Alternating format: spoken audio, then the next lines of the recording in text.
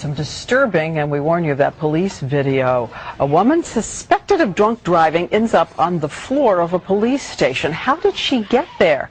The incident was caught on tape, but David Murray is back here now because it seems that a key portion of the tape is missing. David? Yeah, it's a classic case of he said, she said, Diane. But as you mentioned, it all comes down to what's on the tape, or more importantly, what's not there. And we want to warn you this morning that the video is really quite tough to watch.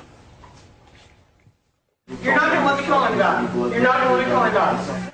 Angela Garbarino, seen here, was arrested last November on suspicion of DWI by Shreveport, Louisiana police. On the tape, you can hear her repeated demands to make a phone call. I have a right to call somebody right now, and I know that. Is this on the record? It's good. Wiley Willis, the arresting officer, has been trying to read her rights, but he runs out of patience, and things turn ugly. What happens after that is a mystery. You understand, man? Yeah, I understand. Because as you can see, the officer turns off the camera. When the recording resumes, Garbarino is lying in a pool of her own blood. Another officer takes a look before she's taken away on a stretcher.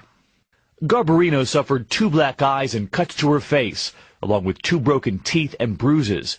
She says the officer beat her up. Willis was fired, but a statement from his attorney says he turned off the tape, quote, in accordance with normal practice, and added the suspect tried to leave the room. In the process of stopping her, she fell and injured herself. Experts who reviewed the footage say at the very least the officer should have called for female backup.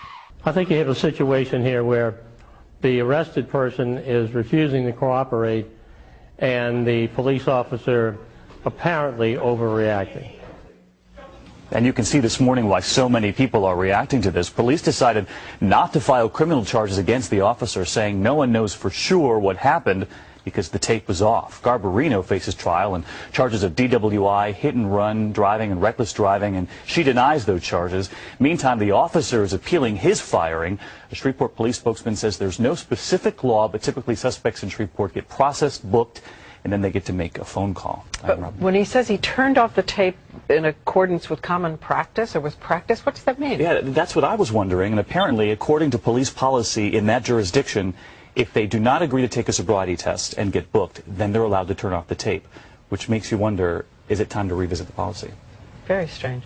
Okay.